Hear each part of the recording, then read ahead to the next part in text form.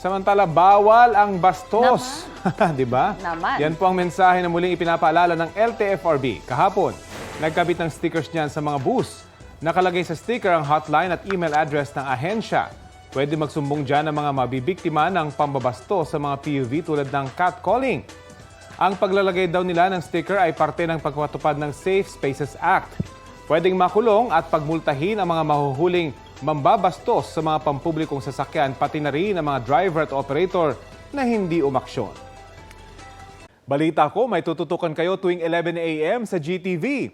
Alamin ang mahalagang balita at impormasyong dapat niyong malaman sa Balita Ko tuwing Lunes hanggang Biyernes. Mag-subscribe din sa GMA Integrated News sa YouTube. Sa mga kapuso abroad, maaari po kaming masubaybayan sa GMA Pinoy TV at www.gmanews.tv.